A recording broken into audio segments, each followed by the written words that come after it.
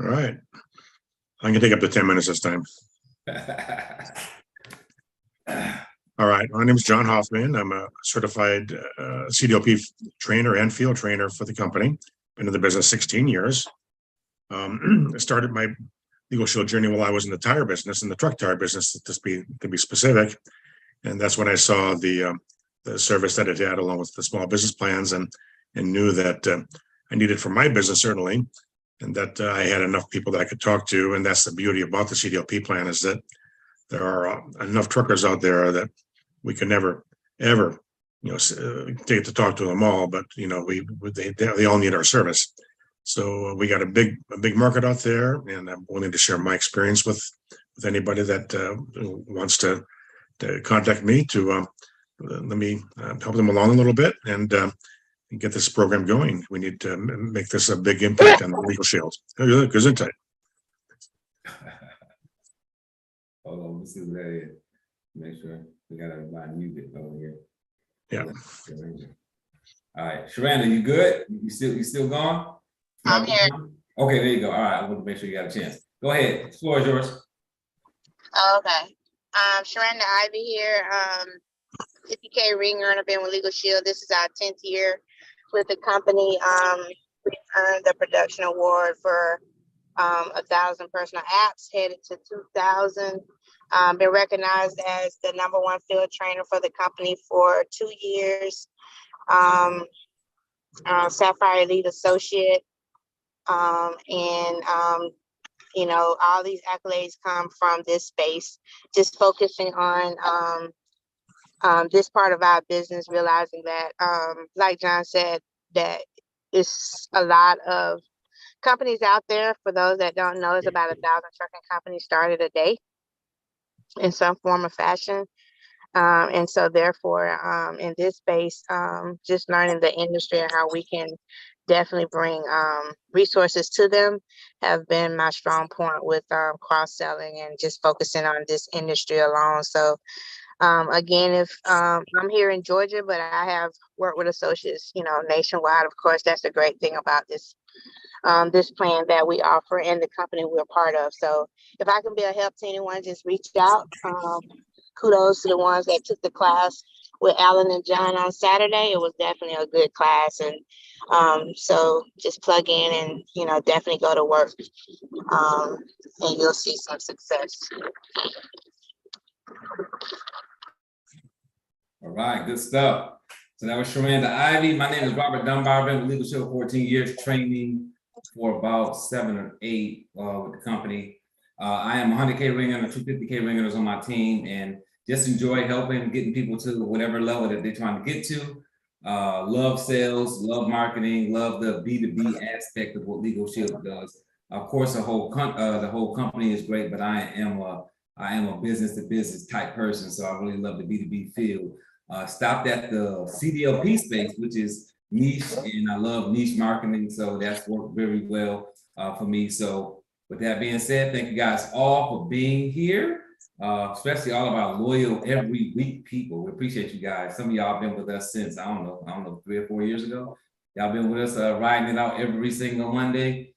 So about 51 times a year. So we appreciate that, you all. So before I get into number 3, which is going to be identifying the needs of the prospect, and then once they're a client, identifying the needs of the client. So that's going to go / right? Identifying the needs. So when you're prospecting them, finding out what it is that they need, so that you can make sure that our product or products fit what they need.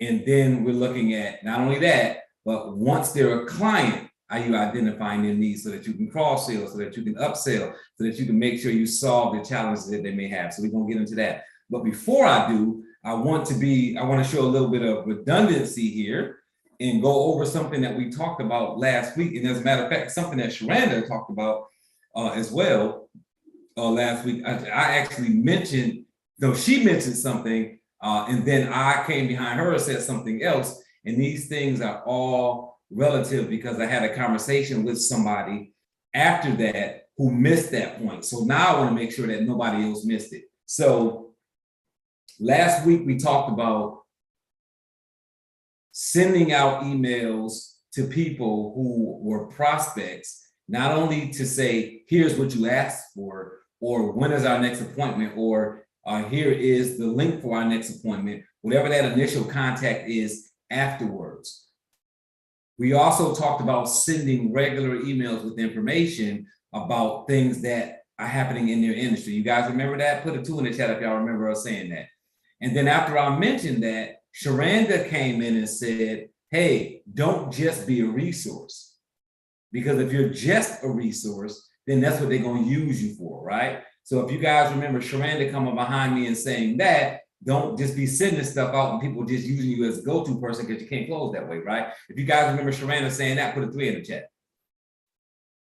I asked this question because I had a conversation with an associate about, I don't know, maybe 2 or 3 days ago, right before the weekend. And they had went and registered for 2 different companies to start sending them emails on things happening in the industry. And they subscribed to a magazine because they took that information serious.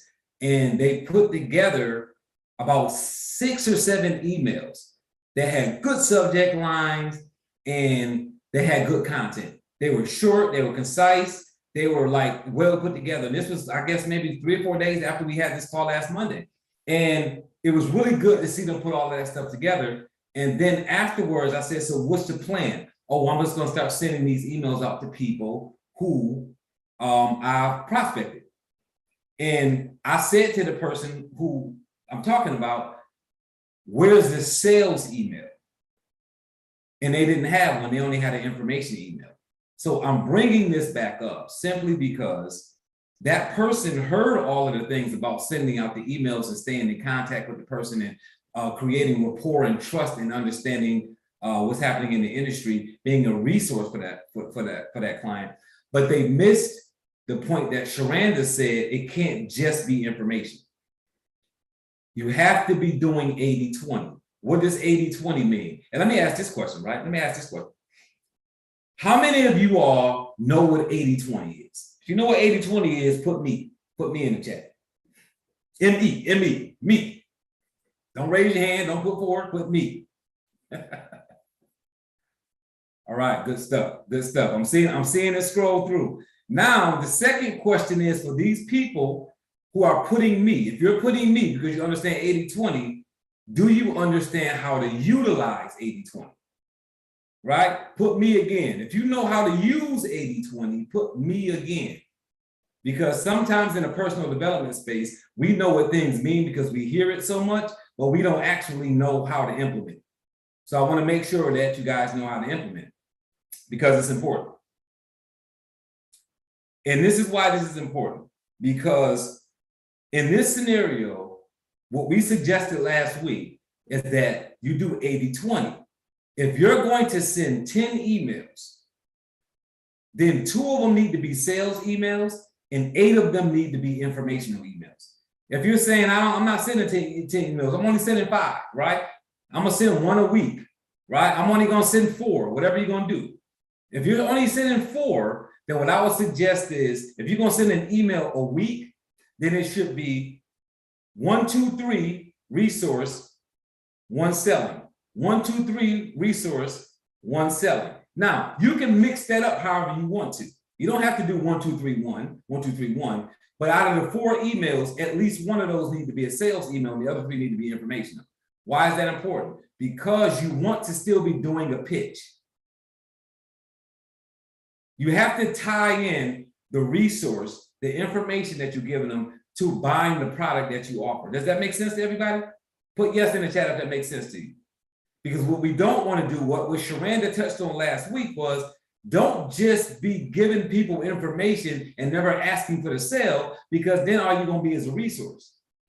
But if you mix it up and say, I've got some emails that are going out that are informing people of what's going on in the industry, but then you hit them with the email saying, hey, this is how we solve those problems. And then they have a link that they can click to go to your CDL landing page, right? To go to your website where they can see information on enrolling, right? To schedule an appointment with you to do a consultation so that you can talk off and get them to close. That's just as important, guys. So the 80-20 rule is going to play a really big part in that. You can't just send information just like you can't just send sales emails. So hopefully that's helpful. And I'm glad the person reached out to me because I was able to catch that before they started sending those emails. So now they didn't waste any time because what did they do? They got the email set up. They did the hard work. They subscribed to the emails. They ordered a magazine like John Hoffman suggested. They put the emails together with the help of somebody, an assistant or virtual assistant or something. They got all of that put together, but then they were about to go about the plan the incorrect way and just become a resource in this industry instead of making sales. So luckily they reached out to me to let me know what they had done, and we was able to get that corrected before they sent them out. So that's why this is so important, because you want to make sure that you've got all 7 steps in this, right? And guess what step number 6 is? It's close the sale. So remember these 7 steps, right? These 7 keys, if you're not doing all 7 of them or have somebody else doing them for you, then you increase the chance, you decrease the chance of you making the sale. So if that person would have sent those emails out, they would have been building trust and rapport, but closing the sale, that's key number 6. And they would have never gotten to that by just giving people information, because they're getting information anyway. We need to give them information and then give them a resolve to that problem. So if that makes sense, put not yes, y'all just put yes. Put a 6 in the chat. So we can see something different popping up here. All right, so let's move on to identifying the needs of the prospect and identifying the needs of the client. So if anybody just jumped in, you just got here, you missed the first few minutes of the call or the Zoom, we're back on our 7 keys, and this is in sales, guys. So anybody that understands this stuff already, this is not the 7 key result areas of management. This is the 7 key result areas of sales, which is 2 different things. So we're talking about sales here, not management. So identifying the needs of clients and prospects, guys, we've got to ask questions. So I know Sharon is probably going to have a ton to talk about on this, because she is the person that always says, ask questions, ask questions, ask questions. And how do you identify the needs of the client? By asking them questions. How do you identify the need of the prospect or the client, really, in that manner? By asking questions on how to do that. So what I'm going to do is I'm going to turn it over to Sharon, and Sharon, you can turn it over to John, and then we'll just take a look at what our views are on that and how we can give some advice to people so that they can get that 3rd key under control. So Sharon, if you're available. So what I'm doing? Talking about the identifying the needs of the client or identifying the needs of the prospect, whichever one. And I know for the most part, you do that by asking questions. So. Oh, okay, yeah. So I just think research is key. I know a lot of trainers, all trainers don't use the research part of it, and that might be you. You might walk in or reach out to a client that you don't really know. All you know that they're in trucking, and if you're good like that, that's great. I just found that making sure the research that Lamar, he teaches, John teaches, and we all have used, the more you know about a client, the better you're able to help them solve the problems, because you can, if you're prospecting and you're not really researching, you don't really know whether or not they have a problem. So the research is important. And after the research, definitely asking the right questions. And you might say, well, what questions are those? I think John did a great job on Saturday for those that were on. My questions is based off my research, so I don't really have a list of questions. So people always say, well, what's your questions? It's based off my research. And so it's like things like, just seeing, do they have something in place, a program that we offer, because it's always back to the sale. Your end goal is always to sell. You want to make sure that you are asking questions that will lead to the sale. You want to ask questions that will solve, that will have them to bring up their problems. So eventually you can show the value proposition of what we're selling and how we can help. And so those questions are based, to me, off the research. So it's very important. You can talk about industry news to them. I know Dunbar talked about that a little bit. And excuse me if I'm driving and I didn't hear everything he said, but the question part of it, for me, changed my business. And I asked the questions so I can eventually come back and share that the solution to whatever they're saying, because if we go in and just talk about what we offer and don't allow them to share what they're dealing with, then they won't see the value of what we're offering. So you have to ask the questions so you can show how you can solve those problems, and hopefully those problems will come with the services that we offer. So I think it's very important for an individual to know their client, know what they're dealing with, ask the right questions so you can make a sale. Back over to you, John. Okay, well, that's exactly correct, Saranda, and so answering the right questions based on your research. But also, a lot of times when we go into sales and we talk to people about questions, we start asking questions without letting them answer. So sometimes there's value in the pause between questions. So when you ask questions, stop, let them answer it, let them think about it.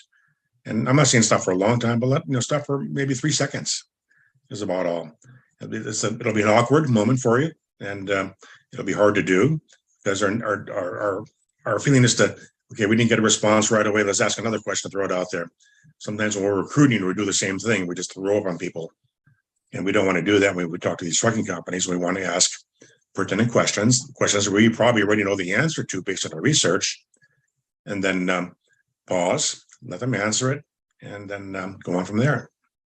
It puts you in, actually the pause gives you a little bit more of a power seat in that table. It gives you a little more control over the conversation. All right, Robert. All right, good stuff. Let me see here. All right, guys. So how do we identify the needs of the prospect and customer? By asking questions. And in this particular industry that we're in now, you may not be able to take what I'm about to say right now to the regular side of business solutions, but on this side, your questions can be prepared based on the information you get when you do research, right? Because we're identifying the needs of the customer by doing our research, right? Put a 7 in the chat if that makes sense. So that's key, right? And I know that John has mastered pulling up companies. Sharanda has mastered pulling up companies, right? Pulling the company and research. And some of you all who aren't trainers who are here who have mastered, right? Put a me in the chat if you've mastered, right? Pulling up, researching companies, right? Put a me in the chat. I know some people there. I know Anthony Norris. I know Wanda Bell, and quite a few other you guys, George, who have mastered pulling that up, right? Veronica, Jackie Hamilton, Adrian Smith, Bob Frazier, Teresa West, Aileen Taylor, Jaree Clement, Daryl Stanley. Good stuff, guys. So we know that you identify the needs by pulling the company, looking at the information and saying, okay, I see the circumstance that they're in, so now identifying the needs. So we know that that's how we do it, and we ask questions. So we're putting the plan together, right? So we know that the first thing we need to do in our sales process is we need to prospect, right? And then we need to build rapport, right? By sending them information or giving them information or having conversations with them to let them know that we understand their industry. What's the third thing? Identify needs. How are we doing that? By researching the company and then asking the correct questions, right? You guys following us here? Number 4 is presenting persuasively. Now we've got to be able to present the product that we offer persuasively, right? That means we've got to get them to understand that what do people buy? Somebody put in the chat. When somebody's buying, when Adrian is buying, when Michael Dabney is buying, when Jean is buying, when Christella is buying, when Sharanda is buying, when John is buying, when I'm buying. When we're buying, guys, what are we buying? We're buying based on what? Somebody put it in the chat. What are we buying? What are we paying for? Whether we're buying something from a grocery store, whether we're buying food from a restaurant, whether we're buying a vehicle, right? What are we buying? That's a good answer, Adrian. Value. I like that. What we are looking for, Stella, Jennifer. They are buying based on needs, service, impulse, need, relationships, solutions, trust. Remember, guys, whenever you're buying, and think about your customer with this, whenever they're buying, they are buying a result. We are buying a result. We are buying the end game, right? We are buying a vehicle because of the way it drives, like the result that it's going to give us. We are always buying a result. So when you're selling something, you have to be solving a problem because they're trying to put a fire out if it's something of that nature, right? If it's the CDLP space and they're getting a membership, why? Because if something happens, they want an attorney to go to court to help them with that scenario so that it doesn't affect the MBI, so that it doesn't affect the safety score. They're buying a result, right? That's why you always have to be able to answer the question, what's going to happen when something happens and they have your service or they have your product? Even if, like John mentioned this last week, John mentioned, hey, we're not the attorneys. Let them know that's a good answer question for the attorney, right? Y'all remember John saying that last week? Great time to say that, right? That person says, well, look, I'm looking at what you gave me, but what's going to happen if one of my drivers gets pulled over in a state that doesn't normally have a lot of attorneys? You know what? That's a great question to ask the law firm. So even though they're buying a result, you can let them know. They can't get that result until they have the membership. If you have the membership, that's a question that you call the attorney. Hey, this happened to me last week. I want to know, what would the attorney have done if that? You know what? That's a great question for the attorney. So when we start talking about presenting persuasively, when we're presenting the information so that they understand that what they're getting from us, they're literally buying the result. They're going to be getting something from us that's going to solve a problem that they have or a challenge that they have in their business or in their life. So I'm going to turn over to Sharanda to see if she's available. And then Sharanda, you can turn over to John.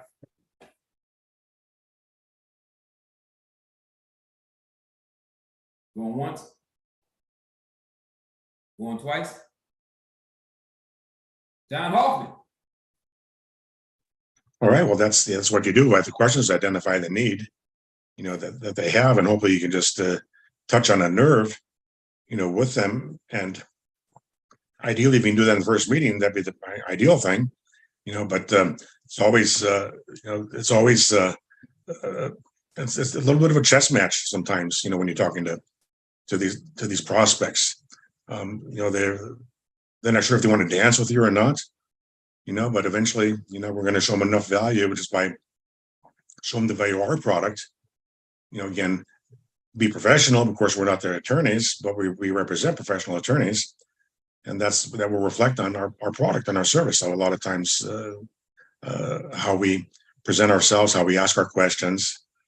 We're not friends with these people in the beginning now, so don't go and, you know, trying to be buddy with them, you know, because we're taking up a lot of their valuable time, and just be respectful of that. And that's how you you know, you get entrance into that C-suite office, you know, to get that, you know, to get that business. Good stuff. Good stuff. Remember, guys, when you're presenting, whether you're in person, whether you're over the phone, part of identifying the needs, which is 3. Once you identify the needs, always wrap the result of our service around that need before we start talking about other things, right? And what I mean by that is this: how many of you are in the past or still right now, when you do a presentation, you go down the bullet points of what the material that PPLSI offers gives you to go down, right? Oh, we do this, we do that, right? You bullet point them to death, right? Shoot them all up, Swiss cheese. How many of y'all do that, right? You just go down the list of what you have in front of you of what they need, right? Anybody do that? Oh, nobody's going to admit that one, John. So I asked that question because this is the deal. When you're looking at things like that, this is the deal. If you identify the need and then you're presenting, always go after solving the need first, and then let them know the other things. So when I was doing presentations at places, I would always ask when I walked in. So I see Adrian up there. I'm gonna use Adrian. I'm gonna act like Adrian is the safety manager or the decision maker or whatever. When I go to that safety meeting, I'm going to pull Adrian to the side and say, hey, Adrian, let me ask you a question. What kind of challenges are your drivers dealing with right now? Like, what's a big thing that's happening? Right? And when Adrian says, you know, we've been dealing with this, we've been on warrant tickets, we've been dealing with whatever they tell me they've been dealing with, I make that the hot point because that gets their attention. Is that yes or yes? And then I'm going to still talk about the other things that the membership does, but I'm going to make that the center because that's what they're dealing with. So I'm not going to just do my regular, routine presentation if they're having a different issue there. If they're getting certain violations, certain citations, and this is even when you're presenting the family plan, because some of us are presenting that when we're presenting this. So talk about the things that truck drivers could use the family plan for, because a truck driver is using the family plan more in a certain area of the book the plan covers than somebody else would, right? So a truck driver may be using something else more often than a single mom will be using that plan. Does that make sense, everybody? Yes or yes? So don't just go through the bullet points and say, this is what the plan does. First, talk about how it affects them most, and then start talking about the other areas. Let it come together. Is that fair to everybody? So just make sure when you're presenting persuasively, again, when you speak to their challenge, what does that mean, right? And I know the women know the answer to this one. That means that they're doing what? Listening. If I speak to your challenges, that means that I listened to what you said, I heard you, and I responded based on what you said. I didn't just go to my routine presentation after you told me this is what your issue is, right? I'm not gonna just go, it's just like customer service. So, we're gonna jump to the next point after I make this point. How many of you all have got on the phone with customer service for a product or service that you own, right? And this is something for me that, like, it takes so much, it's a trigger for me. It takes so much of my patience not to go off on a person. I call and you're reading from a script. It doesn't matter what my problem is. You're reading through this list of things because that's all you know how to do. You don't really know how to solve my problem. So you're just gonna say, well, did you do this? Did you do that? Well, how about this? And how about that? Well, how about if we do this? And how about we do it? Because you don't know how to solve my problem. I need you when I call to know how to solve my problem, not walk me through a laundry list of things that's on a computer in front of you, because you're really not identifying what my problem, because you're just there to tell me this is the routine deal, right? How many people know what I'm talking about? Put a yes in the chat if you know what I'm talking about. So I don't want you to be that person. I want you to really present persuasively. Don't walk in there with this presentation already in your head that you're going to absolutely do without knowing what the people in that company are dealing with. That is how you change the conversion rate when you go and do a presentation. This is how you close more people. You close more people by paying attention to that particular customer and doing what that customer needs. So hopefully that's helpful to everybody. You're not taking a shotgun approach. I know that for some of y'all, it's like, I just want to do my routine presentation. And I'm not saying that you can't close people. All I'm saying is, if you present to the problem, what that says to the client is that, oh, right, Adrian was listening to me when I said that I had this issue. Michael was listening to me, Gene was listening to me, John was listening to me. And that's what you want your customers to really understand. So let's move to the next, number 5, which is answering objectives. And of course, we talk about this all the time, answering objectives. So make sure, again, we're listening.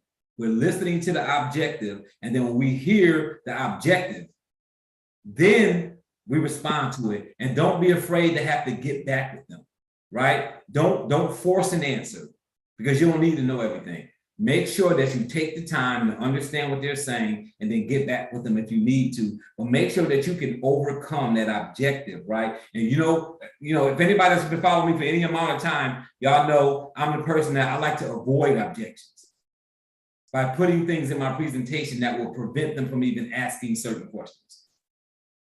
I should never hear from a decision maker, can my drivers use this plan against me?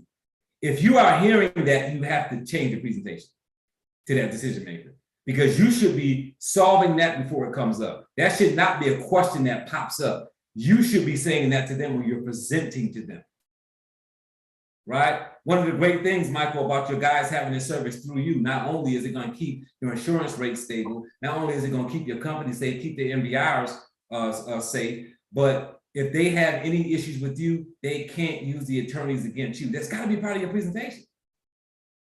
Because the person that's scared to ask that question to you, who thinks, right, when Christella is doing this wonderful presentation, and right, Christella's doing this presentation, she's got this she thinks wrapped around her finger, and the whole time she's talking, he's looking at her eyes, or she's looking at her eyes and saying, I am not buying this from this fool, because I'm not about to equip all my drivers with an attorney to go after me. And they may not ever even say that to you, but that prevents them from buying. And if they don't ask the question and it's not part of your presentation, you have lost the deal simply because you did not bring out the hot points that we normally get objected on. You did not make that part of your presentation. So you want to make sure that that's part of your presentation. So let me check to see if Sharana is available. Sharana, you still, you available? I'm available. All right, good stuff. I'm gonna turn it over to you. Yeah, so that's one of the things that I learned, because initially, going in, because that's, before COVID, I used to walk in and, I talk more about the features. Melissa Peters talk about this a lot, with features and things like that. So, and it came before asking questions, before I learned to ask the questions. Like you say, I was ready to give this great presentation about, our services or whatever. But I wasn't handling the objections in the presentation. So that's when I learned the power of asking the questions, and Melissa talks a lot about that too. You just have to, just think about, we're in transportation and some of the issues that, that they're having. So you have to tailor it to this industry. But for me, handling the objections,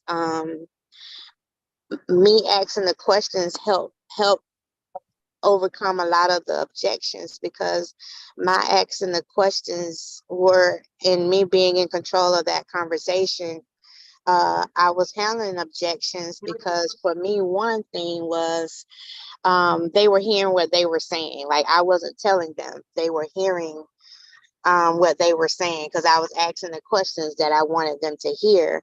And one of, like what you said about can the client use it against, the company? And that still comes up. I mean, still to the day, because they hear legal.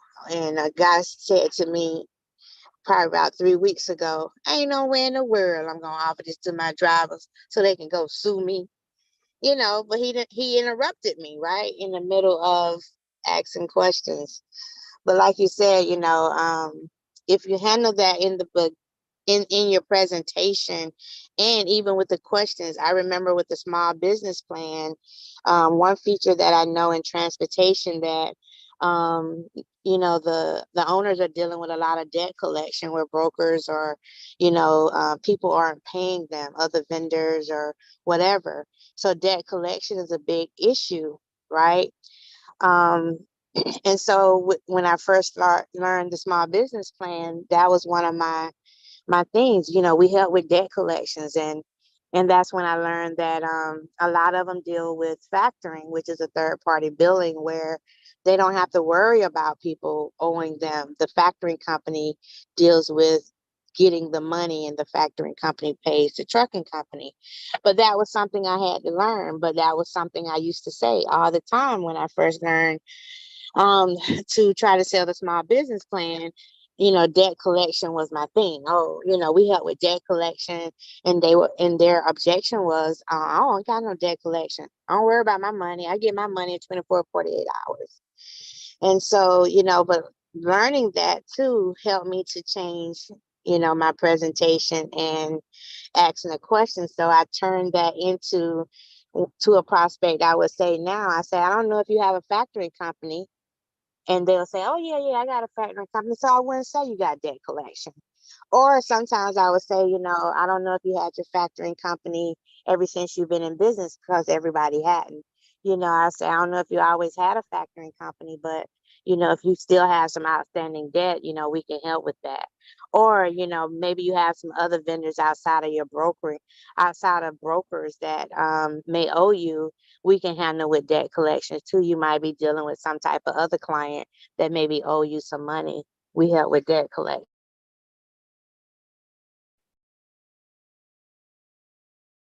Good stuff. John? Okay, so like when I was talking about when you call customer service about a problem and they have like a canned script. sometimes that's what we sound like when we're answering objections. You know, we have a canned script, but again, I'm going to go back to the pause. So when you have the pause, after someone asks you an objection, you know, wait 2 or 3 seconds. And then a powerful question to ask is say, what do you mean? And then they want to talk about their problems, okay, to you. They want to just share, you know, spill out to you, but you have to, you know, ask a question like that. Just don't come up with a fast answer. You know, just ask them, you know, I have a problem with a broker, and say, well, what do you mean? You know, and let them elaborate more and get the conversation going. And that's just getting the conversation going. That just kind of, you know, softens and opens the door a little more, makes that relationship start to take hold. And again, the value of the pause first after they ask an objection. And then if you can't answer it from what they're asking, then say, you know, what do you mean? You know, get more clarity. And then you're going to be able to, you know, make that relationship happen. Yeah. Good stuff. Good stuff. And Jennifer asked. I see that. I was trying to answer that right quick. So I'm not typing fast enough, so I'll answer it out loud. So example of, so factoring companies are a third-party billing for those that don't know. It's like a financial institute that buys the invoices for trucking companies. And they do charge a percentage, and that's based off the company's credit. So that's nothing we deal with. That has nothing to do with us. And that's just how that works. They're going to pay a percentage. But and it's not a big percentage. And the example I was trying to type up is which one of my partnering companies said to me, because I wanted to understand it too, Jennifer, when I'm speaking with the client.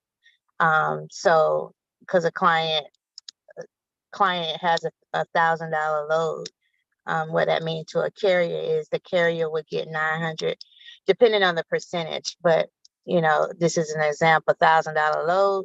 Factoring company, the carrier, which is the trucking company, will get $970. The factoring company will get $30. So, and that company will get it within 24 to 48 hours. And that's huge for a small trucking company. Instead of waiting 30 to 45 or 90, or what we call never ready. Because if he's waiting on his money, you know, long term, he might not ever get it.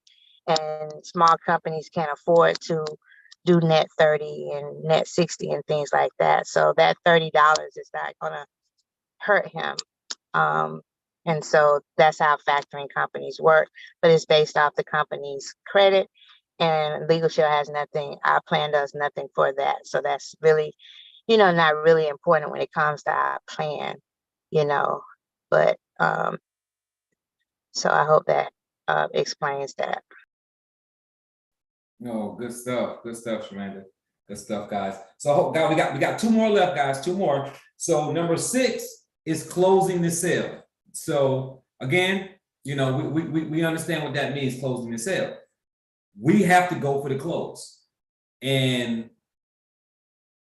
I know that a lot of times we look at going for the close as, I did my presentation, right? Now what? And you're just looking, and guys, you got to close. You have to close, right? I don't care who it is, you have to close. You can't say, this is our wonderful service, this is how to help you, and then just look like, right? I package it all up, I put the bow on it. Now they get, no, you have to tell people to buy, right? I learned something from one of my friends that was teaching me the social media game. And I was doing a program with her, and she said to me one day, she says, you know, people don't understand that you have to tell them to comment on your stuff. People don't just comment on stuff. You got to literally post something and say, please comment. As ridiculous as that sounds. So when I looked at that little tip and I did it, I realized how more comments I got when I said, please comment. On my YouTube channel, I realized how many more likes I got when I said, please hit the like button. Well, you would think that they would hit it because they came there and they got the good information, but they didn't. So guess what? When you do that song and dance and you finish and you like, well, you would always get a standing ovation.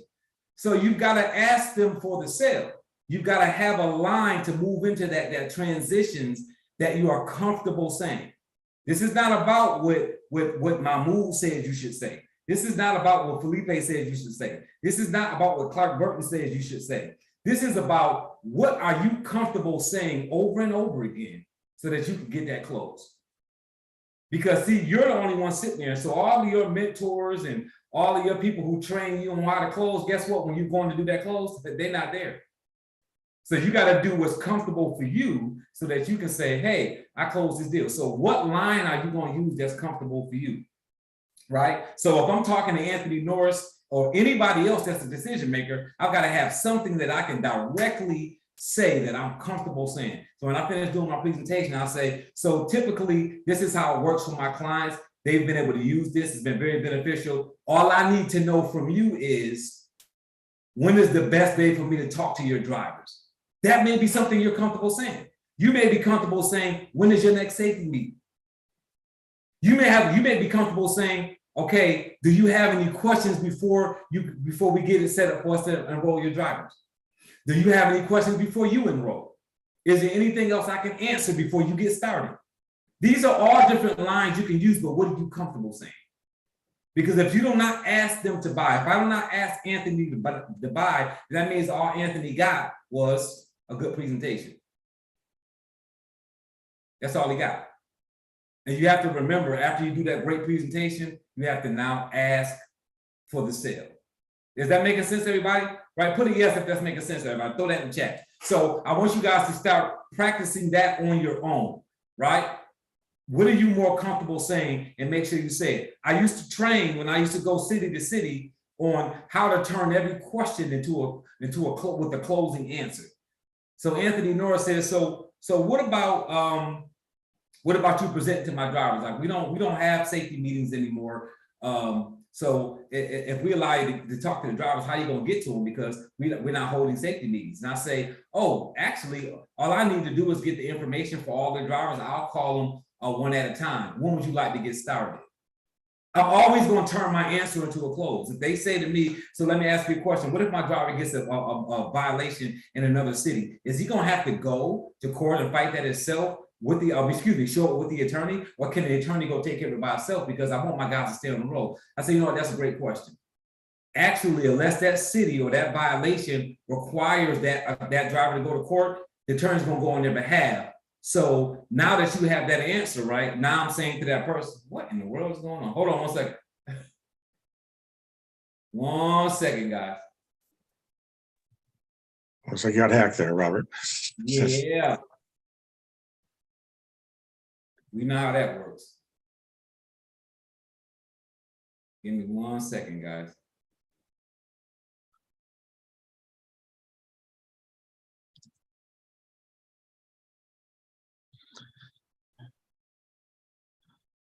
Sorry about that. All right, so John, you're a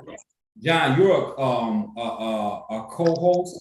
So if you see anything pop up while I'm talking, and I'll be vice versa when you're talking, just click to stop participants from sharing, because they would have to share that whiteboard. So sorry about that, guys. I had to put the code on YouTube for somebody to get on, and somebody probably hacked because of that. So they're coming back.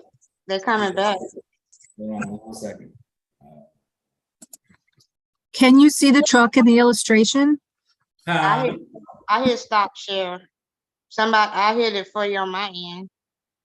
Gotcha. Yeah, and whoever it is, they're coming back. I'll keep hitting it because it shows up something. It's like my screen goes a different way. I'm at the house. And do me a favor, Sharanda and John, if y'all can, and I'll do it when y'all talking. Just look for who's in here that's not somebody normal. It's somebody in here doing that. That's not supposed to be in here. It's coming up as a Nolan Moser. Yeah, I see it too. Oh, okay, gotcha. Yeah, it's Nolan Moser. Thank you for that, whoever caught that. Did you knock him out? There it goes. I got him. No, I'm trying I got it. Somebody did. It went away. They went away. They gone? Get the F-18 after him. Yeah, they gone. Norman, yeah. They gone. Okay, good. All right, sorry about that. Well, you know, technology, that's what happens. People get hacked. So, what was I saying? I lost track. What was that? Closing, because somebody asked, do we have different closing scripts? Oh, okay, yeah. So basically, what I was saying was, when you're going for that, when you're going for that close, when somebody asks you a question, always turn that answer. So Don't let them in. They're coming back. somebody just let them in. Who let them in? I didn't. Nobody did. Okay, they might have went away. All right. So if you see them in there, just get them out of there. I don't see them in here. I don't see them. I don't see them inside the situation. So whenever somebody asks you a question, right, always take the answer and answer with a close. I always do that, right? I always turn the answer into a close to see if they're ready to go. I'm assuming if they're asking me questions, they're ready to go, right? So if the question was, am I paying for this, right? Would I pay for this? Because I don't know if I got that in my budget right now. Or the driver, no. This is the driver's CDL. The driver needs to be the one paying for this membership, right? So we're going to enroll those drivers one at a time, and they're going to pay. And for me, I do bank draft, guys. So I'm going to say each one of those drivers are going to pay with their own information, and I'll do that when I make that call. So how do we get started? Do I need to go ahead and send you over the authorization form so we can get that signed? Or I'm going to turn that answer into a close. Does that make sense to everybody?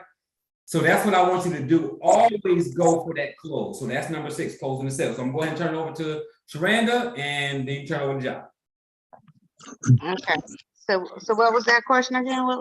I'm sorry. Oh no, we just talking about closing the sale. Whatever you want to say on it, based on your, one thing about close is that what I found is, it's back to being that resource. You have to be careful being just that resource, because you can find yourself never closing. They just constantly keep calling you and you can't ever close them. But one thing I like to say mostly now is, we got to keep the main thing, and the main thing is eventually get to the close. I'll take care of the mute over there. I hear it. Okay, so with closing for me, a lot of times is and a lot of people I work with, we try to, like, we know we're calling because we've done the research, we know they have a problem and we have something to help them with. But we have to realize too that most of our calls, if it wasn't a referral or something, most of them are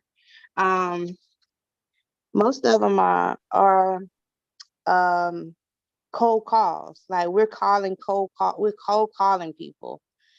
And so we have to know that when we're calling, we know that we have the answer to their problem, which is the violations, but those violations may be leading to another problem, which is front to them, priority to them.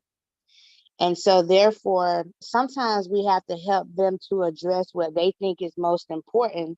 That's that person again.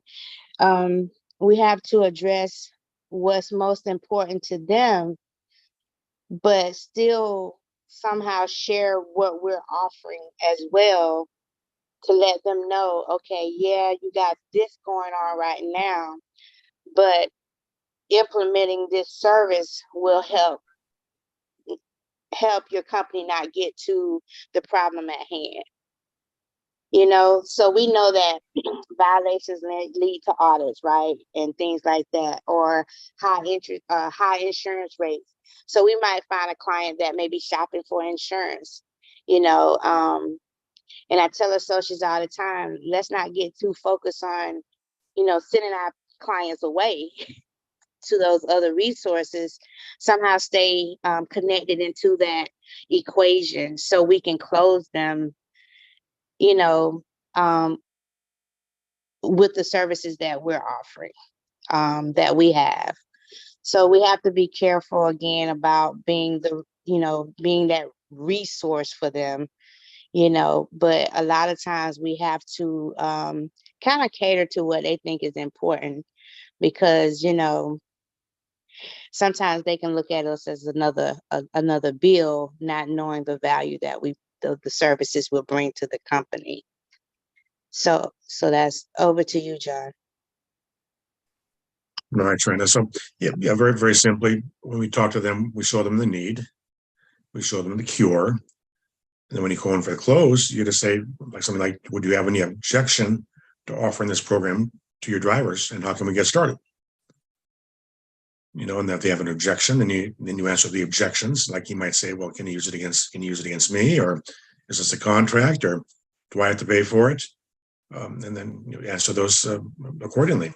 But once you ask that closing question, then it's really the home stretch. You know, after that, it's either going to ask other questions or agree to it, or just say no, not yet. You know, and then of course, not that doesn't means not yet, not now.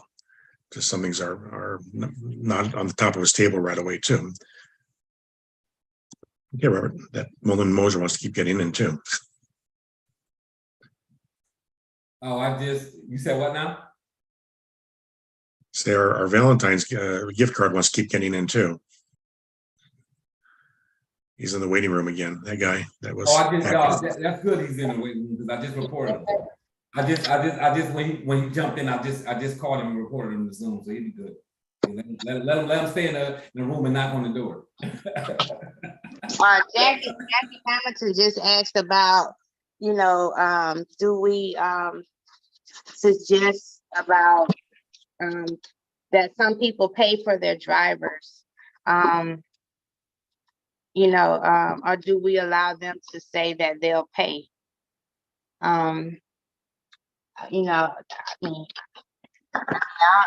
I'll say this, Jackie, you know, because, you know, I work with you, you know, and I'll tell them, you know, but it comes to the, you know, when I offer it or bring it up, I share with them that, you know, we do have companies that pay for it, but most companies that I, you know, have dealt with, they pay for the CDL part, not the legal part, but they'll open it up for you to allow you to offer it to the, you know, to the drivers, the legal part, and they can pay for that on their own.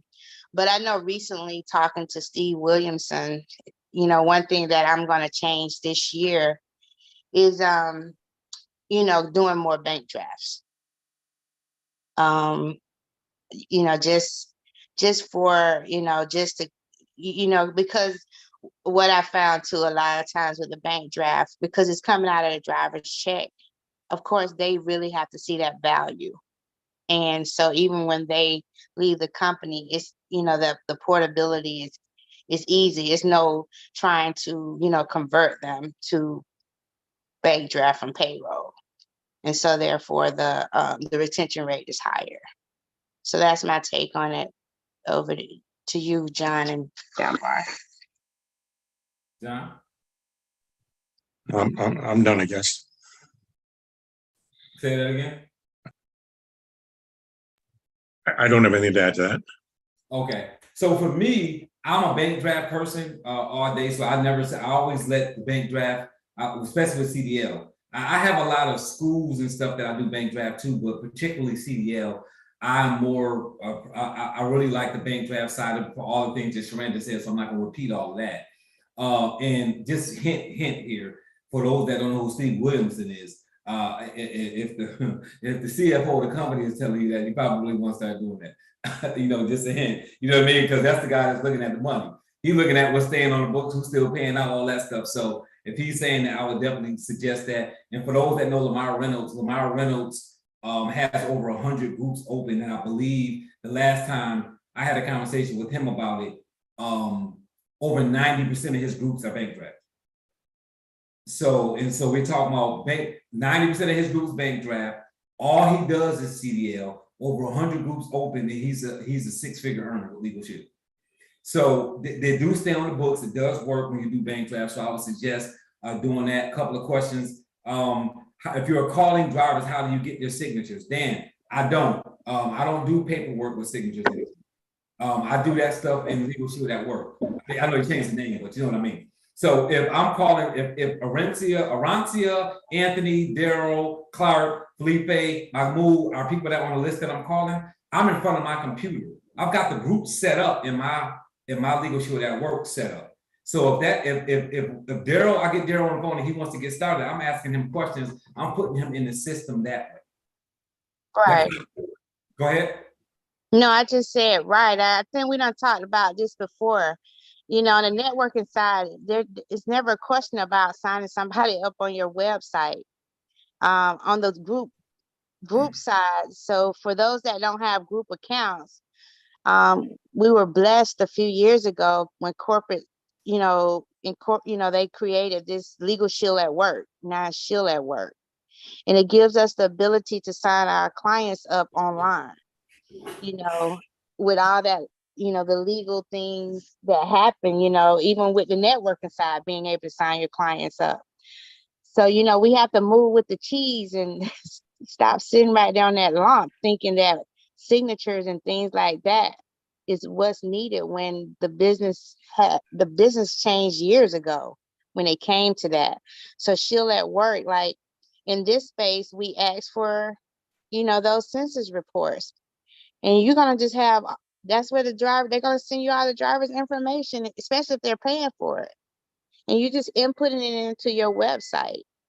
Signatures are, that's not needed here, here in our business. We passed that. So we're not having to have signatures. We laugh about this on accountability call. You send an application to a driver and see if you're going to get it back with a signature. You didn't read that bad boy back. He's waiting till he, yeah, right. No. So I'm going to answer Jennifer's question real quick, and then we're going to touch on this some more next week too, by the way. So Jennifer asked about whether you still can do the group discounted rate with bank draft. And yes, so when you're doing the group and you're doing bank draft, you can still get the discounted rate. So this is what I want to do on that, because we still have one more key left, and I don't want to cover that tonight. I want to cover it next week, because John Hoffman has a story to go along with this resale and referrals, for one. So we're going to talk about resale and referrals. I want John to talk about his story of a referral that he got. Plus, we've all got referrals too. I know Sharanda's got referrals too as well. I've got referrals as well. But I also want to talk a little bit more about bank draft, because the conversation that Sharanda had with Steve Williamson or whatever he said on stage, or wherever she heard that, whether it was direct to her or in a group of people, it's important to understand it. And we used to talk a lot more about that on this call, and we haven't lately. But bank draft is a really good way to work the CDL space. We're not saying you have to do that. We're not saying, go and change all your accounts. That's not what we want to suggest. All we're saying is when you're opening up groups, a lot of times when it comes to CDL, doing bank draft can be a good highlight on keeping memberships on the books when that person leaves the company, because they're paying for it directly out their bank account, and you don't have to chase that person later on. But yes, you can give the discounted rate even with bank draft. There's just another way that payments are being made, and you don't need to go through payroll and all that. To answer that question, we'll dive a little bit more into that on next week. So John, Sharanda, anything else to mention before we close out? No, I'm good. I'm good, Robert. Good stuff, good stuff. Happy Valentine's Day to everybody tomorrow. Happy Valentine's Day for and all of those Galentine's Day people. who don't want to. Got my bag right here. I posted. Did he say? So Thursday we've got Sharanda Ivy's got her call on Thursday, her accountability call on Thursday. So make sure you get plugged in on that if you're a little bit more serious than just being on here Monday with us and getting the information. If you start to make calls and you're starting to get results, or you're making calls and you're not getting results, and you want to know what you're doing wrong, they're talking about those things, researching, making calls, how you respond, and all that stuff is happening on her Thursday night accountability call. So get plugged in there, guys. Appreciate you guys for sticking with us again. Another night, another week. 9:40 through the hacking and all of the other stuff going on here. We appreciate you guys still for that y'all here. So we'll see you guys next week, and you guys have a great rest of your week. Have a great Valentine's Day. Thank you. Likewise. Thank you. Thank you. Thank you. Thank you, everyone. Good night. Good night, everyone. Thank you. Peace. Peace, peace, peace, peace.